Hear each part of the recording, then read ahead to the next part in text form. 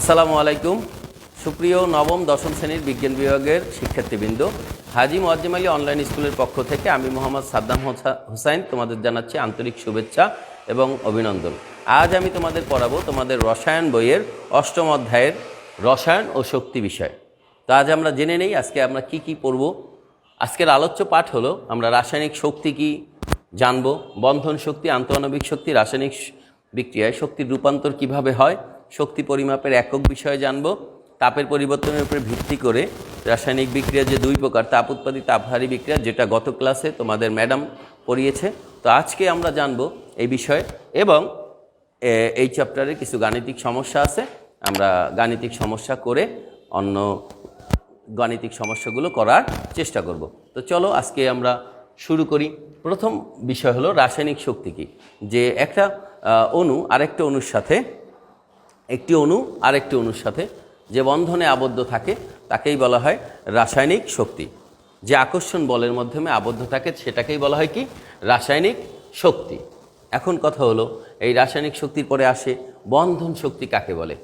একটা পরমাণু আরেকটা পরমাণুর সাথে যে শক্তি বলে আবদ্ধ থাকে সেটাকে বলা হচ্ছে বন্ধন শক্তি। যেমন আমি এখানে দেখো একে দেখাচ্ছি, আমরা জানি লবণের দানা, এই লবণের দানা মানে হলো আমরা জানি খাদ্য লবণ, এখানে থাকে NaCl। তাহলে একটা সোডিয়াম আর একটা ক্লোরিনের সাথে যে শক্তি বলে আবদ্ধ থাকে সেটাকেই বলা হচ্ছে কি শক্তি, বন্ধন শক্তি।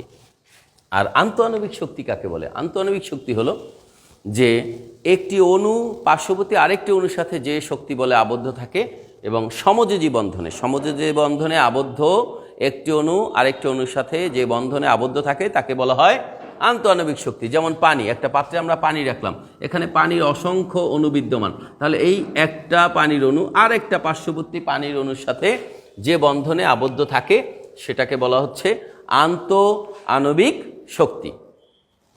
এখন আমরা জানব রাসায়নিক বিক্রিয়ার শক্তির রূপান্তর। দেখো আমরা বিভিন্ন রকমের শক্তি দেখতে পাই, তো রাসায়নিক বিক্রিয়ার শক্তির রূপান্তরটা কিভাবে হয় সেটা আমরা দেখি। আমরা জানি যে বিদ্যুৎ উৎপাদনের জন্য জেনারেটর চালানো হয়। জেনারেটরে কি দেওয়া হয় বলো তো? হয় প্রাকৃতিক গ্যাস অথবা খনিজ তেল, অর্থাৎ পেট্রোল, ডিজেল, এইগুলো। তাহলে এইগুলোর সাহায্যে কিন্তু জেনারেটরটা চলতেছে। জেনারেটর কি উৎপন্ন করে বলো তো? বিদ্যুৎ উৎপাদন করে। তাহলে আমরা জানি বিদ্যুৎ এক প্রকার শক্তি। এখন কথা হলো এই বিদ্যুৎ দিয়ে আমরা কি চালাচ্ছি দেখো তো। বাসায় আমরা একটা লাইট জ্বালাচ্ছি, কি হচ্ছে? বিদ্যুৎ শক্তি থেকে আমরা যখন লাইটটা চলতেছে তখন আমরা আলোক শক্তি পাচ্ছি। এরপরে লাইটটা যে জ্বলতেছে, তুমি যদি লাইটটাকে স্পর্শ করার চেষ্টা করো দেখবা লাইটটা খুব গরম হয়ে গেছে। তাহলে এখান থেকে কি উৎপন্ন হচ্ছে বলো তো? তাপ শক্তি।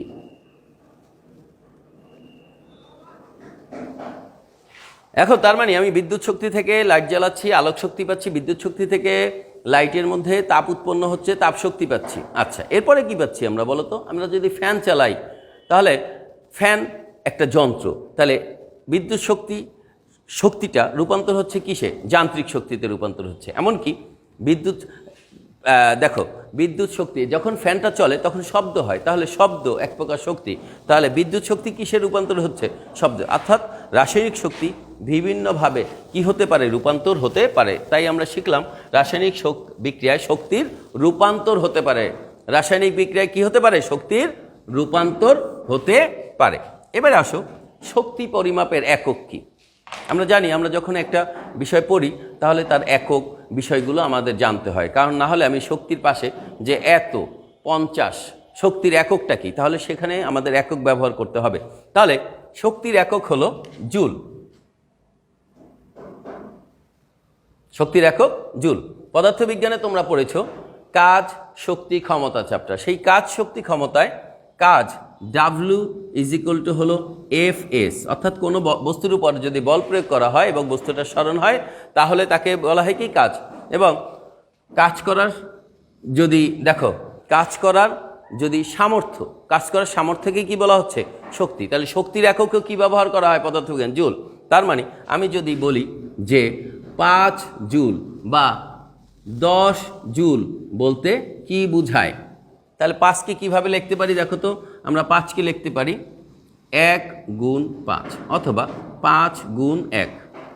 তাহলে কিভাবে হয় দেখো তো, তার মানে হলো কোনো বস্তুর উপরে যদি 1 নিউটন বল প্রয়োগ করা হয় এবং বস্তুটার যদি 5 মিটার সরণ হয় তাহলে কাজের পরিমাণ হবে 5 জুল। ঠিক একইভাবে আমরা শক্তির একক এরকম জুল আমরা ব্যবহার করতে পারি, কিন্তু পূর্বে শক্তির একক ব্যবহার করা হতো ক্যালোরি, বর্তমানে ব্যবহার করা হচ্ছে জুল। তাহলে এই ক্যালোরি এবং জুলের মধ্যে কিন্তু একটা সম্পর্ক রয়েছে। সেটা কি? সেটা হলো 1 ক্যালোরি সমান হলো 4.18 জুল। তো এখানে নৈবিত্তিকে বিভিন্ন রকম প্রশ্ন আসতে পারে যে 1 ক্যালোরি 4.18 জুল, 10 ক্যালোরি বলতে তুমি কি বোঝো? তাহলে আমরা 10 ক্যালোরি হলে 10 ক্যালোরি সমান 4.18 গুণ 10, তাহলে আমরা পেয়ে যাব। এই দেখো 10 ক্যালোরি সমান সমান হলো 4.18 গুণ 10 জুল, তাহলে হলো 41.8 জুল। এভাবে আমাদের নৈবিত্তিক আসতে পারে।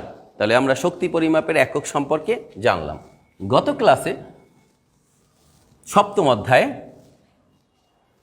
পড়ানো হয়েছিল যে তাপের পরিবর্তনের উপরে রাসায়নিক বিক্রিয়া 2 প্রকার। সেটা হলো, এক হলো তাপ উৎপাদী বিক্রিয়া, আরেকটা কি বলতো, তাপ হারি বিক্রিয়া। তাপ উৎপাদী বিক্রিয়া কাকে বলে?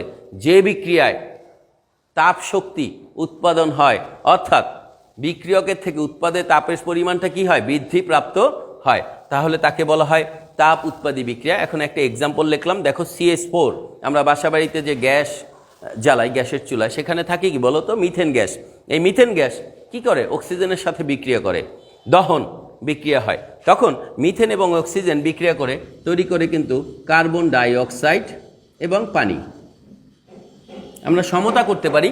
দেখো কিভাবে সমতা করতে হয়।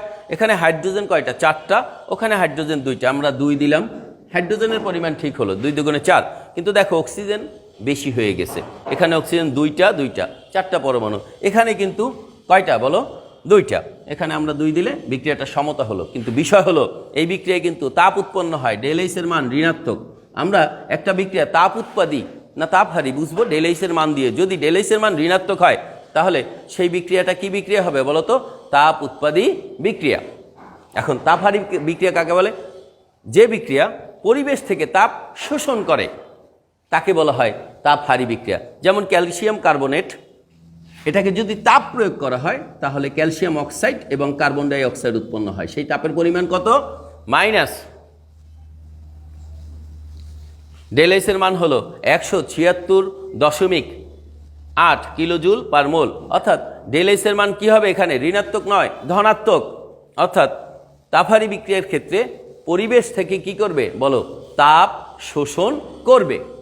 আচ্ছা, এখন আমি যে এই ΔH এর মানটা পড়লাম যে মিথেন গ্যাসকে তাপ প্রয়োগ করলে 890 কিলোজুল পার মোল তাপ শক্তি উৎপাদন হবে, আর এখানে তাপ পরিবেশ থেকে শোষণ করবে, এই তাপের পরিমাণটা আমরা কিভাবে হিসাব করব? এই অধ্যায়ে কিন্তু এই বিষয়ে কিছু গাণিতিক সমস্যা দেওয়া আছে, এবং এই অধ্যায় থেকে যখন সৃজনশীল আকারে প্রশ্নগুলো আসে তখন কিন্তু অবশ্যই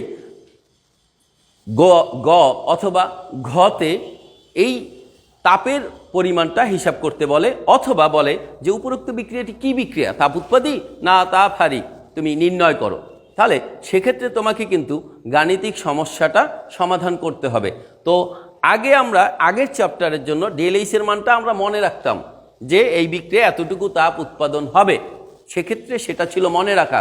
কিন্তু এই চ্যাপ্টারে আমরা গাণিতিক সমস্যা সমাধান করার মাধ্যমে এই যে তাপের পরিমাণটা বের হয়েছে সেটা আমরা নির্ণয় করতে পারবো। তো আসো আমরা বইয়ে একটা একটা গাণিতিক সমস্যা দেওয়া আছে, 175 পেজ। কি দেওয়া আছে? দেওয়া আছে মিথেন ক্লোরিনের সাথে বিক্রিয়া করে। কি করে? বিক্রিয়া করে উৎপন্ন করে মিথাইল ক্লোরাইড CH3Cl এবং HCl হাইড্রোক্লোরিক অ্যাসিড। কিভাবে হয় বিক্রিয়াটা? আমরা গাঠনিক সংকেতের মাধ্যমে দেখতে পারি। দেখো CH4, আমরা জানি কার্বনের যোজনী 4, তাহলে কার্বনের হাত কয়টা? 4টা। এই 4টা হাতের সাথে কি হবে বলো তো? 4টা হাইড্রোজেন পরমাণু যুক্ত হবে।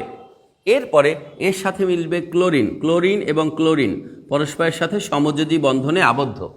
এখন কি হয় দেখো, এখানে প্রতিস্থাপন বিক্রিয়ার মতো ঘটনা ঘটতেছে। একটা ক্লোরিন যে এই হাইড্রোজেন পরমাণুটাকে অপসারণ করে, এই হাইড্রোজেন পরমাণুটা আবার ক্লোরিনের স্থান দখল করে। তাহলে কি হচ্ছে দেখো, CH3Cl আর হলো HCl। দেখো এই যে এখানে আবার যদি আমি বন্ধন কি বলে গাঠনিক সংকেতের মাধ্যমে লিখি তাহলে বিষয়টা আরও স্পষ্ট হয়।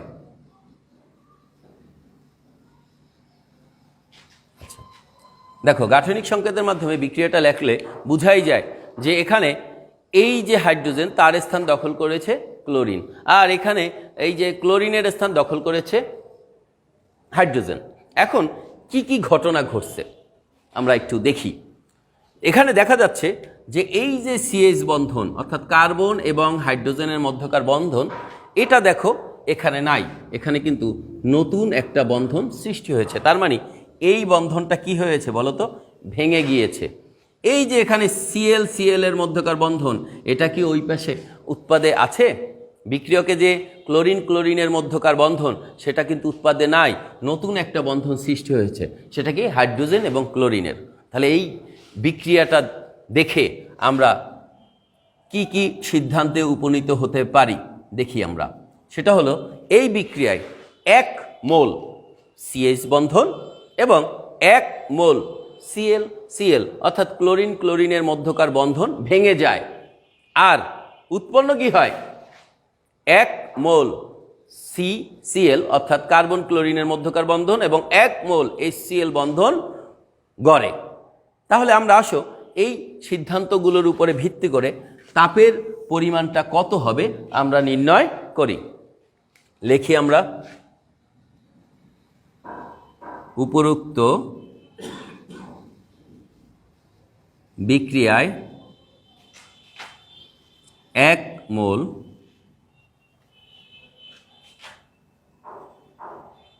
CH এবং 1 মোল ক্লোরিন ক্লোরিন বন্ধন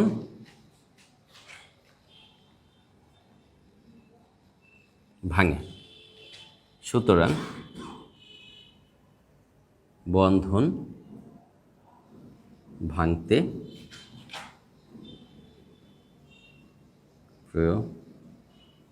প্রয়োজনীয় শক্তি।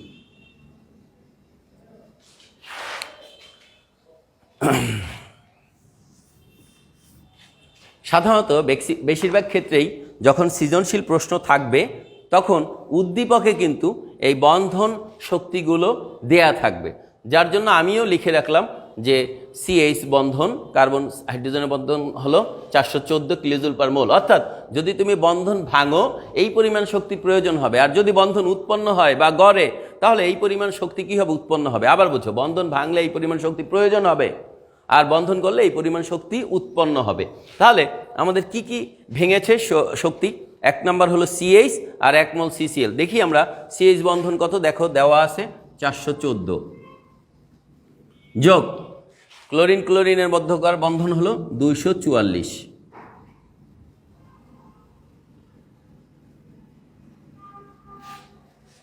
যোগ করলে হয় 658 কিলোজুল পার মোল।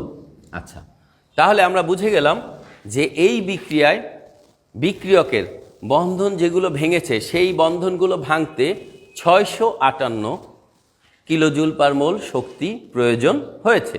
তো এখন দেখি আমরা বন্ধন কি কি গড়ে এবং বন্ধন করলে কি হয় বলো, শক্তি নির্গত হয়। আচ্ছা, এখন আবার আমরা লিখে এটা মুছে দেই। উপরোক্ত বিক্রিয়ায় 1 মোল কার্বন ক্লোরিন এবং 1 মোল হাইড্রোজেন ক্লোরিন বন্ধন ভাঙে না, এখন কিন্তু গড়ে। সুতরাং বন্ধন গড়তে নির্গত শক্তি কত বলো? কার্বন ক্লোরিন বন্ধন দেখো এখানে দেয়া আছে 326 যোগ হাইড্রোজেন ক্লোরিনের মধ্যকার বন্ধন গড়তে শক্তি প্রয়োজন হয় 431, যোগ করলে কি দাঁড়ায়?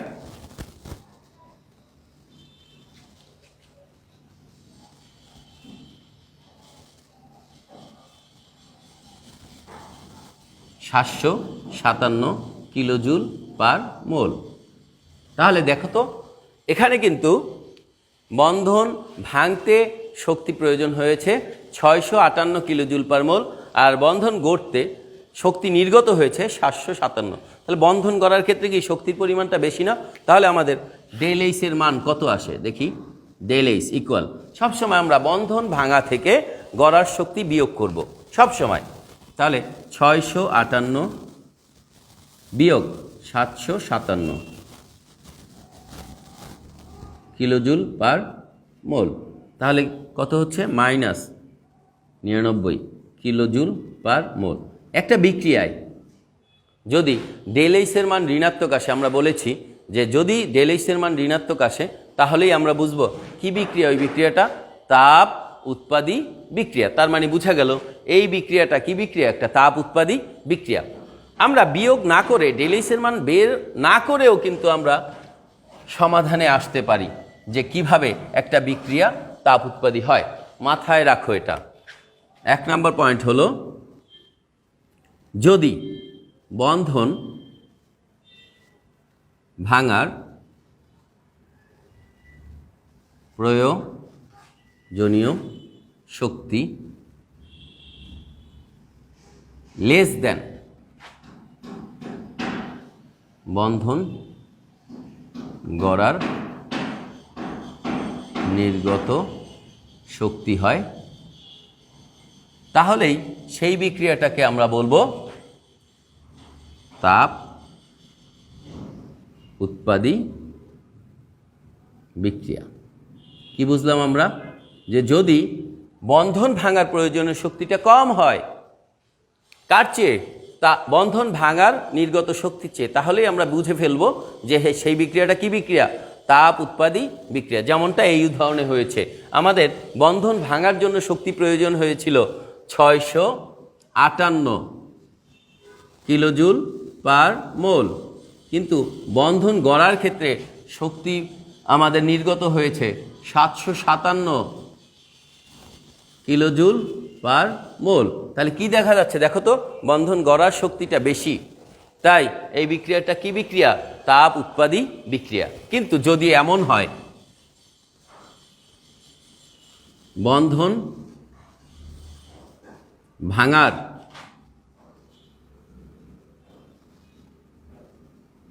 প্রয়োজনীয় শক্তি গ্রেটার দেন বন্ধন গড়ার নির্গত শক্তি, তখন আমরা এই বিক্রিয়াটা কি বলবো বলো তো? তাপ হারি বিক্রিয়া। তাহলে আমরা বুঝে ফেললাম যে আমরা দুইটা পদ্ধতিতে একটা বিক্রিয়া তাপ উৎপাদী না তাপ হারি তা বুঝতে পারবো। 1 নম্বর হলো ডেল এইচের মান দেখে, ডেল এইচের মান যদি ঋণাত্মক হয়, ডেল এইচের মান যদি ঋণাত্মক হয় তাহলে আমরা বুঝবো সেটা তাপ উৎপাদী বিক্রিয়া। ডেল এইচের মান যদি ধনাত্মক হয় তাহলে আমরা বুঝবো তাপ হারি বিক্রিয়া। আরও একটা পদ্ধতিতে আমরা বুঝে ফেলবো, সেটা হলো যদি দেখি বন্ধন ভাঙার প্রয়োজনীয় শক্তি বন্ধন গড়ার নির্গত শক্তির চেয়ে কম হয় তাহলে সেটা তাপ উৎপাদী বিক্রিয়া। আবার বন্ধন ভাঙার প্রয়োজনীয় শক্তিটা যদি বেশি হয় বন্ধন গড়ার নির্গত শক্তি থেকে, তাহলে সেই বিক্রিয়াটা হবে তাপ হারি বিক্রিয়া। তো এই সংক্রান্ত কিন্তু অনেক গাণিতিক সমস্যা, ঠিক আছে, বোর্ডে আসছে, বিভিন্ন সালে বিভিন্ন সময়ে বোর্ডে আসছে। তো তোমরা এই বোর্ডের প্রশ্নগুলো সংরক্ষণ করে সেই বোর্ডের থেকে এই রকম আরও অনেক রকম গাণিতিক সমস্যা রয়েছে সেগুলো সমাধান করবে। এই চ্যাপ্টারে সবচেয়ে গুরুত্বপূর্ণ বিষয় হলো এই বন্ধন শক্তির হিসাব, এবং সেখান থেকে সিদ্ধান্ত নেওয়া যে বিক্রিয়াটা তাপ উৎপাদী না তাপ হারি। এছাড়াও এই চ্যাপ্টারে আরও অনেকগুলো বিষয় আলোচনার আছে। তো আজকে এই অল্প সময়ের জন্য যতটুকু পারা গেল সেটুকু আলোচনা করা হলো। তোমরা বাসায় সুস্থ থাকো, ভালো থাকো, আল্লাহ হাফেজ।